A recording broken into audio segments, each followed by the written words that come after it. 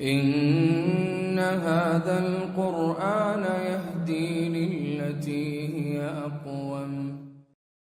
الحمد لله نحمده ونستعينه ونستغفره ونعوذ بالله من شرور أنفسنا ومن سيئات أعمالنا، من يهدي الله فلا مضل له ومن يضلل فلا هادي له، وأشهد أن لا إله إلا الله وحده لا شريك له، وأشهد أن محمدا عبده ورسوله صلى الله عليه وسلم. أما بعد، اللهم انفعنا بما علمتنا وعلمنا ما ينفعنا وزدنا علما.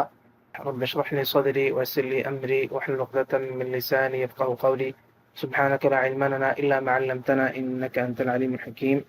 أما بعد، فأعوذ بالله من الشيطان الرجيم. وأقيموا الصلاة وآتوا الزكاة واركعوا مع الراكعين. گزشتہ درس میں ہم سورۃ البقرہ اس کی آیت نمبر 42 اس کو پڑھ چکے. اس سے اگلی آیت کریمہ آیت نمبر 43 میں اللہ تعالیٰ فرماتے ہیں وَأَقِيمُوا الصَّلَاةَ وَآتُوا الزَّكَاةَ وَارْكَعُوا مَعَ الرَّاكِعِينَ، اور تم نماز کو قائم کرو اور زکوٰۃ کو ادا کرو اور رکوع کرنے والوں کے ساتھ رکوع کرو. جیسا کہ ہمارے اس درس کا طریقہ کار ہے، اس کا پیٹرن ہے کہ سب سے پہلے ہم آیت کا پچھلی آیات کے ساتھ ربط اس پر گفتگو کرتے ہیں. تو دیکھتے ہیں کہ اس آیت کریمہ کا پچھلی گفتگو سے، پچھلی آیات سے ربط وہ کیسے بنتا ہے. اس کے لیے جو حضرات ائمہ مفسرین نے جو بات بیان کی ہے، اس ربط کو سمجھنے کے لیے ہمیں اس سے ایک دو آیات پیچھے جانا پڑے گا. آیت نمبر 40 سے، جیسے کہ ہم نے پہلے ذکر کیا تھا، آیت نمبر 40 سے اللہ تعالیٰ نے بنی اسرائیل سے گفتگو کی ابتدا کی. بنی اسرائیل سے جب گفتگو کی ابتدا کی تو ان کو پہلا حکم کیا دیا؟ کہا کہ وہ اوفوا بعہدی اوفی بعہدکم. آیت نمبر 40 کو دیکھیے، اللہ تعالیٰ نے اہل کتاب کو اس بات کا حکم دیا کہ میرے عہد کو پورا کرو. اس کے بعد اس سے اگلی آیت میں فرمایا، آیت نمبر 41 میں، کہ وَآمِنُوا بِمَا أَنزَلْتُ مُصَدِّقًا لِمَا مَعَكُمْ، اور جو چیز میں نے نازل کی ہے اس پر ایمان لاؤ. تو ایمان لانا، اور پھر اس کے بعد اسی آیت میں آیت نمبر 41 میں تھا کہ وَلَا تَشْتَرُوا بِآيَاتِي ثَمَنًا قَلِيلًا، تھوڑا معاوضہ، تھوڑی قیمت کے بدلے میری آیات کو مت بیچو.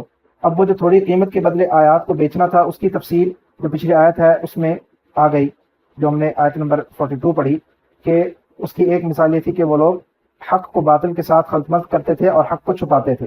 اب بات پھر وہیں آیت نمبر، یہ جو آیت ہے ہماری 43 نمبر آیت، یہ پچھلی آیت 41 سے جڑی ہوئی ہے کہ جب حکم دیا کہ تم ایمان لے آؤ، تو پھر اب ایمان لانے کے بعد کیا کرنا ہے؟ اگلا کام کیا ہے؟ نماز کو قائم کرو اور زکوٰۃ کو ادا کرو اور رکوع کرنے والوں کے ساتھ رکوع کرو.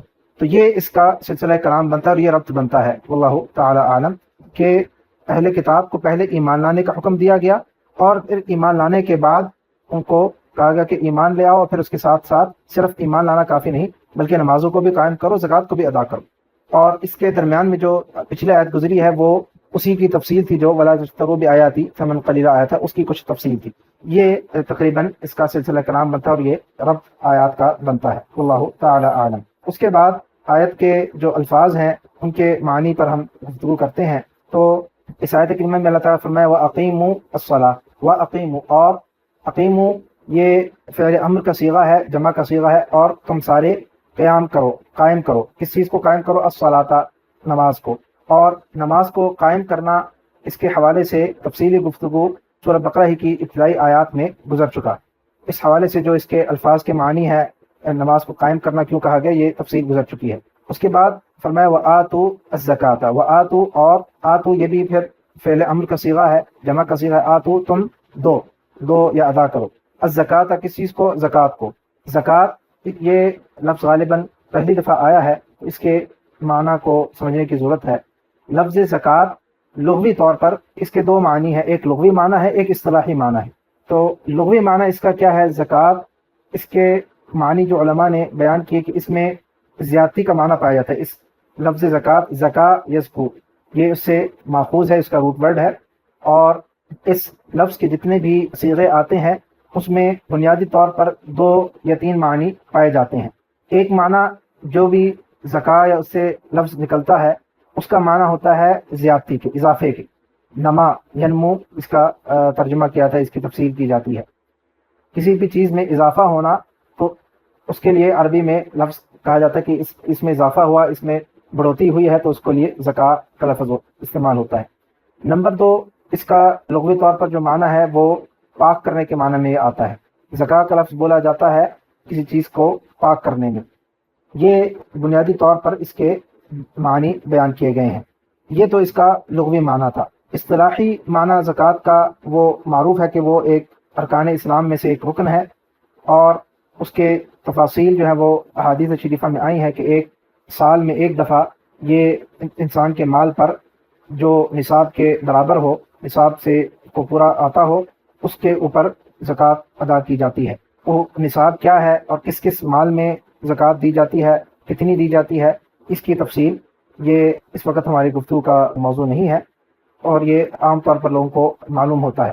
تو یہ اس کے اصطلاحی معنی جو معروف ہے۔ اس کا جو لغوی معنی ہے زکوٰۃ، لفظ زکوٰۃ کا، اس میں بنیادی طور پر اکثر علماء نے 2 معنی بیان کیے ہیں۔ نمبر 1 یہ کہ اس میں اضافے کا معنی پایا جاتا ہے، اور نمبر 2 اس میں پاکی کا معنی پایا جاتا ہے۔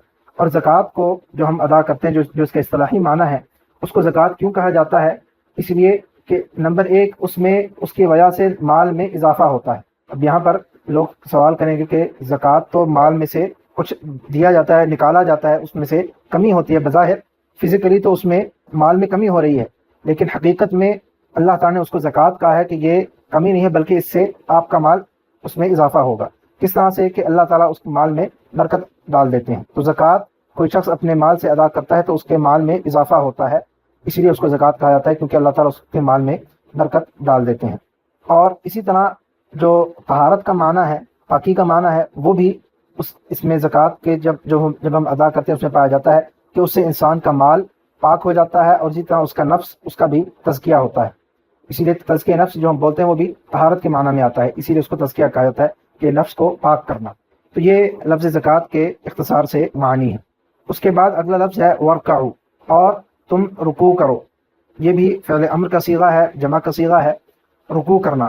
لفظ رکوع یہ بھی پہلے دفعہ آیا ہے، اس کے بھی معنی ہم سمجھ لیتے ہیں۔ لفظ رکوع جو ہے وہ عربی میں کسی چیز کے جھکنے، اس کے معنی میں آتا ہے، جھکنے میں، یا اس کے لیے اپنے آپ کو اس کے سامنے جھکا دینے میں، اپنے آپ کو ذلیل کرنے میں، یہ اس کے معنی بیان کیے گئے ہیں۔ تو رکوع کو اسی لیے رکوع کہا جاتا ہے کیونکہ اس میں انسان اللہ کے سامنے جھک جاتا ہے اور اپنے آپ کو اللہ کے سامنے پیش کرتا ہے کہ میں آپ کے احکامات کی تعمیل کرنے والا ہوں، آپ کے سامنے جھکنے والا ہوں۔ تو لفظ رکوع بنیادی اس کا معنی جھکنے کے آتے ہیں، جھکنے کے یا کسی کے سامنے اپنے آپ کو پیش کرنے کے معنی میں آتا ہے۔ ورکعوا، اس کے بعد فرمایا ورکعوا مع الراکعین، مع یہ حرف ہے ساتھ، ورکعوا اور تم رکوع کرو ساتھ، کس کے ساتھ؟ الراکعین، رکوع کرنے والے۔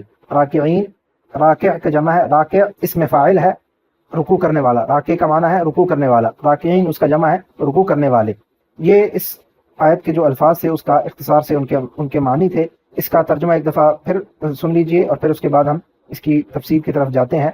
اللہ تعالیٰ اس آیت میں فرماتے ہیں وَأَقِیمُوا الصَّلَاةَ، اور تم نماز کو قائم کرو، وَآتُوا الزَّکَاةَ، اور زکوٰۃ کو ادا کرو، وَارْکَعُوا مَعَ الرَّاکِعِینَ، اور رکوع کرو رکوع کرنے والوں کے ساتھ۔ اس آیت کریمہ میں اللہ تعالیٰ نے حکم دیا ہے نماز کو قائم کرنے کا اور زکوٰۃ کو ادا کرنے کا، اور یہ حکم کن کو دیا جا رہا ہے؟ یہ ڈائریکٹلی اہل کتاب کو دیا جا رہا ہے اور انڈائریکٹلی تمام انسانیت کو دیا جا رہا ہے۔ اور یہ بات ہم پہلے ذکر کر چکے جب ہم نے آیت نمبر 40 کی تفسیر کی شروع کی تھی، کہ جو بھی حکم قرآن کریم میں جس کے لیے بھی آتا ہے، چاہے اہل کتاب کو خطاب کیا جا رہا ہو، چاہے کسی کو بھی خطاب کیا جا رہا ہو، مراد اس سے تمام انسانیت ہے، کیونکہ یہ قرآن تمام انسانیت کے لیے نازل کیا گیا ہے، ہدی للناس ہے یہ۔ تو یہ اس سے نہیں سمجھنا چاہیے کہ یہاں پر اگر ڈائریکٹلی اہل کتاب کو خطاب کیا جا رہا تو میں اور آپ اس خطاب سے خارج ہیں، تمام لوگ اس خطاب میں شامل ہیں۔ تو اللہ تعالیٰ نے اس آیت کریمہ میں حکم دیا نماز کو قائم کرنے کا۔ پہلی بات جو بیان کی کہ نماز کو قائم کرو۔ نماز کو قائم کرنا، اس کا معنی کیا ہے؟ یہ کیوں نہیں کہا کہ نماز کو ادا کرو؟ ادا کرنے میں اور قائم کرنے میں کیا فرق ہوتا ہے؟ تفصیل اس کی جیسے ہم نے کہا کہ سورہ بقرہ کی ابتدائی آیات میں گزر چکی ہے، اختصار سے میں دہرا دیتا ہوں کہ نماز کو قائم کرنا، اس کا معنی یہ بنتا ہے کہ نماز کو اس کے جتنے حقوق ہیں ان کے ساتھ ادا کرنا۔ اختصار سے بات ہم کریں تو جتنے اس کے حقوق بنتے ہیں ان ساروں کے ساتھ ادا کرنا، اس کو نماز کو قائم کرنا کہتے ہیں۔ اب وہ حقوق کیا ہیں؟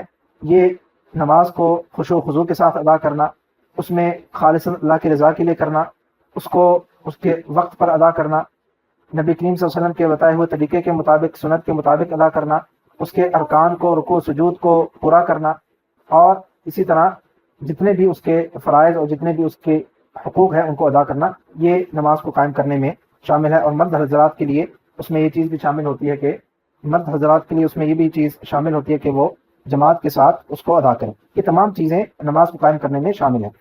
فرمایا وَأَقِيمُوا الصَّلَاةَ وَآتُوا الزَّكَاةَ، اور دوسرا حکم کیا دیا کہ زکوٰۃ کو ادا کرو۔ نماز اور زکوٰۃ، یہ قرآن کریم میں اکثر آپ دیکھیں گے کہ ان دونوں کا حکم اکٹھا آیا ہے۔ زکوٰۃ کی اہمیت اس سے چیز سے واضح ہوتی ہے کہ زکوٰۃ کو اللہ تعالیٰ نے ہمیشہ نماز کے ساتھ ذکر کیا، اور یہ تیسرا جو 5 ارکان ہیں اسلام کے ان میں سے تیسرا رکن یہی ہے۔ پہلا رکن توحید، اللہ کی وحدانیت کا اقرار کرنا، ایمان لانا، نمبر 2 نماز، اور نمبر 3 زکوٰۃ۔ اور یہی وجہ ہے کہ چونکہ اللہ تعالیٰ نے زکوٰۃ کو نماز کے ساتھ ہی ہمیشہ اکٹھا کر کے ذکر کیا ہے، اس لیے جب حضرت ابوبکر رضی اللہ تعالیٰ عنہ کی خلافت کے زمانے میں جب کچھ لوگوں نے زکوٰۃ ادا کرنے سے انکار کر دیا تھا تو حضرت ابوبکر رضی اللہ تعالیٰ عنہ نے کہا کہ میں ان سے جہاد کروں گا۔ جب ان سے پوچھا گیا کہ آپ ایسا کیوں کریں گے، انہوں نے کہا کہ اس لیے کہ اللہ تعالیٰ نے زکوٰۃ کو نماز کے ساتھ ذکر کیا ہے، اس کا قرین بنایا ہے۔ تو یہ دونوں چیزیں لازم و ملزوم ہیں۔ نماز اور زکوٰۃ کا اکثر جب جو تذکرہ اکٹھا آتا ہے اس میں اس چیز کی طرف بھی اشارہ ہوتا ہے کہ نماز وہ بدنی عبادت ہے، تو بدنی عبادات میں سے سب سے اہم، سب سے اونچی وہ نماز ہے، اور مالی عبادت وہ زکوٰۃ ہے۔ زکوٰۃ مالی عبادات میں سے سب سے اہم، سب سے بلند و بالا وہ زکوٰۃ ہے۔ تو جب نماز اور زکوٰۃ کا حکم دیا جاتا ہے تو اس سے مراد صرف یہ نہیں ہوتی کہ نماز کو قائم کریں اور زکوٰۃ کو ادا کریں، اس کے علاوہ اور کوئی عمل نہیں۔ اکثر علماء نے، مفسرین نے یہی بات بیان کی ہے کہ اس سے مراد یہ ہے نماز کو بطور مثال بدنی عبادات کے ذکر کیا گیا، کیونکہ ان میں سے سب سے اہم اور سب سے اولین ہے، اور ضمناً اس میں اس چیز کا حکم ہے کہ تمام بدنی عبادات کو تم لوگ ادا کرو۔ اور مالی عبادات میں بطور مثال زکوٰۃ کو ذکر کیا جاتا ہے، تاکہ مراد یہ ہوتی ہے کہ زکوٰۃ کو بھی ادا کرو اور دیگر جتنی بھی مالی عبادات ہیں جو اللہ تعالیٰ نے جن کا حکم دیا ہے ان سب کو ادا کرو، ان سب کو پورا کرو۔ زکوٰۃ کے حوالے سے جیسے کہ ہم نے ابھی تھوڑی دیر پہلے ذکر کیا کہ اس کی کچھ تفاصیل ہیں، زکوٰۃ کب ادا کرنی ہے، کیسے ادا کرنی ہے، کن لوگوں کو دینی ہے، اور کس کس مال پہ زکوٰۃ عائد ہوتی ہے، کس کس مال پر نہیں ہوتی۔ یہ لمبی تفاصیل ہیں، اور اس کا جو موقع محل ہے وہ فقہ کی کتابیں ہیں، ان میں اس کا تذکرہ تفصیل سے موجود رہتا ہے، اور نبی کریم صلی اللہ علیہ وسلم نے اپنی حدیث میں اس کی خوب وضاحت فرمائی ہے۔ لیکن یہاں پر تفسیر کے حوالے سے ایک بات سمجھتے جائیے کہ اس سے یہ بات ثابت ہوتی ہے کہ قرآن کریم کو سمجھنے کے لیے احادیث کا سہارا لینا وہ بہت ضروری ہے۔ احادیث کے بغیر قرآن کے معنی ان کو سمجھا نہیں جا سکتا۔ اب اسی آیت کو لے لیجئے، اس میں حکم ہوا نماز کو قائم کرنا ہے اور زکوٰۃ کو ادا کرنا ہے۔ اب اگر کوئی شخص اس آیت پر عمل کرنا چاہے اور کہے کہ میں نماز کو قائم کرنا چاہتا ہوں، کیسے قائم کروں، تفسیر اس کو کہاں سے ملے گی؟ وہ حدیث میں ملے گی۔ اسی طرح کوئی شخص یہ کہے کہ میں اس آیت پر عمل کرنا چاہتا ہوں، زکوٰۃ کو ادا کرنا چاہتا ہوں، کیسے کرنا ہے، اس کی تفصیل اس کو احادیث میں ملے گی۔ اس لیے یہ کہا جاتا ہے کہ قرآن کو سمجھنے کے لیے وہ احادیث کا سہارا لینا وہ بہت ضروری ہے۔ احادیث کو چھوڑ کر جو لوگ بعض ایسے ہیں جو کہتے ہیں کہ قرآن میں جو ہوگا ہم اس کو مان لیں گے، حدیث کا ہمیں کچھ پتہ نہیں، تو یہ گمراہ کن لوگ ہیں۔ اور اس بارے میں نبی کریم صلی اللہ علیہ وسلم کی واضح احادیث موجود ہیں کہ انہوں نے فرمایا تھا کہ ایک وقت آئے گا کہ ایک شخص وہ اپنے بستر پر یا اپنے مسند پر ٹیک لگا کر بیٹھا ہوا ہوگا، اور وہ کہے گا کہ جو چیز تمہیں اللہ کی کتاب میں ملے اس کو لے لو، اور جو اس میں نہ ملے اس کو چھوڑ دو، یعنی حدیث کا کوئی تذکرہ نہیں۔ حدیث کے بارے میں وہ کہے گا کہ حدیث کو چھوڑ دو، حدیث نعوذ باللہ کوئی چیز نہیں۔ اور ایسے لوگ، اور نبی کریم صلی اللہ علیہ وسلم کی یہ حدیث پوری ہو چکی ہے، اور ایسے لوگ آج موجود ہیں، اور یہ اس طرح کی باتیں وقتاً فوقتاً کرتے رہتے ہیں۔ مختلف قسم کے media, social media, electronic media, print media, ان میں اس طرح کے لوگ آتے رہتے ہیں، اس طرح کے بیانات آتے رہتے ہیں کہ بس قرآن ہمارے لیے بہت کافی ہے، قرآن کافی۔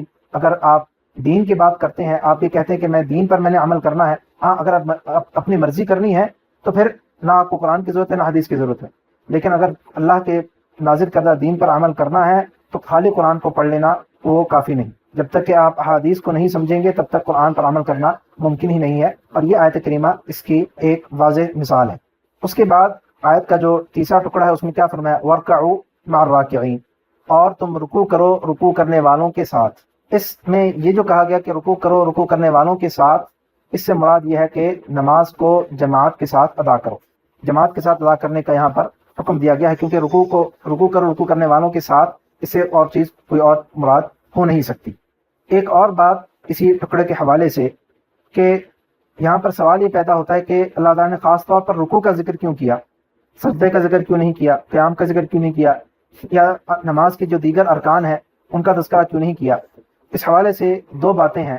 نمبر ایک، پہلی بات یہ ہے کہ قرآن کریم میں اللہ تعالیٰ نے مختلف مقامات پر نماز کے مختلف ارکان ہیں یا اس کے جو اجزاء ہیں ان کا تذکرہ کر کے پوری نماز مراد لی جاتی ہے، تو یہ ایک انداز بیان ہے اور اس میں کوئی حرج نہیں۔ پہلی بات یہ ہے کہ ایک انداز بیان ہے کہ کسی بھی چیز کا ایک حصہ اس کا تذکرہ کیا جاتا ہے اور مراد وہ پوری چیز ہوتی ہے، جیسا کہ اللہ تعالیٰ نے فرمایا وَقُرْآنَ الْفَجْرِ إِنَّ قُرْآنَ الْفَجْرِ كَانَ مَشْهُودًا، سورۃ اسراء میں قرآن الفجر کہا گیا، قرات کہا گیا، نماز کیا ہے، مراد کیا ہے، فجر کی نماز مراد ہے۔ اسی طرح بعض اور مقامات پر اللہ تعالیٰ نے کہیں پر سجدہ کا تذکرہ کیا ہے اور مراد پوری نماز ہے۔ تو یہ عربی میں ایک عام طریقہ ہے کہ کسی بھی چیز کا جو ایک عام جزء ہوتا ہے، جو رکن ہوتا ہے، کسی ایک رکن کا تذکرہ کر دینا وہ کافی ہوتا ہے، مراد پورا رکن ہوتا ہے۔ نمبر دو، دوسری بات یہ ہے کہ رکوع کا تذکرہ خاص طور پر کیوں کیا گیا؟ واللہ عالم، مفسرین میں سے اکثریت نے یہاں پر یہی بات لکھی ہے کہ چونکہ یہاں پر خطاب یہودیوں سے کیا جا رہا ہے اور یہودیوں کی جو نماز ہے اس میں رکوع نہیں ہوا کرتا تھا، تو ان کو حکم یہاں پر یہ دیا جا رہا ہے کہ رکوع کرنے والوں کے ساتھ رکوع کرو، یعنی یہ نہیں کہا، اس بات کی وضاحت کی جا رہی ہے کہ اے یہودیوں، تمہیں یہ نہیں کہا جا رہا کہ تم اپنی نماز پڑھو اپنے دین، بلکہ اسلام کو قبول کرو، نبی کریم صلی اللہ علیہ وسلم کے اطاعت کرو اور ان کے ساتھ صحابہ کرام کے ساتھ نماز کو ادا کرو۔ جو تمہارا پرانا دین تھا، حضرت موسیٰ علیہ السلام کے اوپر جو نازل کردہ دین تھا، اب وہ منسوخ ہو چکا۔ اب تمہیں حکم یہ ہے کہ نبی کریم صلی اللہ علیہ وسلم کی امت میں شامل ہو اور ان کے ساتھ نماز کو قائم کرو، ان کے ساتھ نماز میں شامل ہو جاؤ۔ تو اس لیے خاص طور پر کہا گیا کہ وَارْكَعُوا مَعَ الرَّاكِعِينَ، رکوع کرنے والوں کے ساتھ رکوع کرو، تاکہ یہ واضح ہو جائے کہ تمہاری نماز یہودیوں کی نماز مراد نہیں، مسلمانوں کی اور امت محمدیہ صلی اللہ علیہ وسلم کی نماز مراد ہے۔ اور اس سے یہاں پر یہ بات بھی واضح ہو جاتی ہے، اور اس کے بہت سارے دلائل بھی ہیں کہ نماز اور زکوٰۃ یہ چیزیں یہ پچھلی امتوں سے چلی آ رہی ہیں، یہ صرف امت محمدیہ صلی اللہ علیہ وسلم میں اس چیز کا حکم نہیں دیا گیا، بلکہ نماز حضرت موسیٰ علیہ السلام کی شریعت میں بھی تھی، حضرت عیسیٰ علیہ السلام کی شریعت میں بھی تھی، حضرت ابراہیم علیہ السلام کی شریعت میں بھی تھی، تمام شریعتوں میں نماز رہی ہے۔ اسی طرح زکوٰۃ یہ بھی تمام شریعتوں میں رہی ہے۔ حضرت اسماعیل علیہ السلام جو حضرت ابراہیم علیہ السلام کے بیٹے تھے، ان کے بارے میں اللہ تعالیٰ نے قرآن میں فرمایا ہے کہ وَكَانَ يَأْمُرُ أَهْلَهُ بِالصَّلَاةِ وَالزَّكَاةِ، اور وہ اپنے اہل کو، اپنے اہل و عیال کو نماز اور زکوٰۃ کا حکم دیا کرتے تھے۔ تو یہ تو وہاں سے اور اس سے بھی پہلے سے چلا آ رہا ہے، بلکہ ہمیشہ سے نماز اور زکوٰۃ کی چیزیں چلی آ رہی ہیں۔ تو اس لیے فرمایا وَارْكَعُوا مَعَ الرَّاكِعِينَ کہ رکوع کرنے والوں کے ساتھ رکوع کرو، کیونکہ یہودیوں کی جو نماز تھی اس میں رکوع نہیں ہوا کرتا تھا، جیسا کہ علماء نے بیان کیا ہے۔ واللہ تعالی عالم۔ انشاءاللہ یہیں سے بات کو اگلے درس میں آگے بڑھائیں گے۔ وآخر دعوانا الحمدللہ رب العالمین۔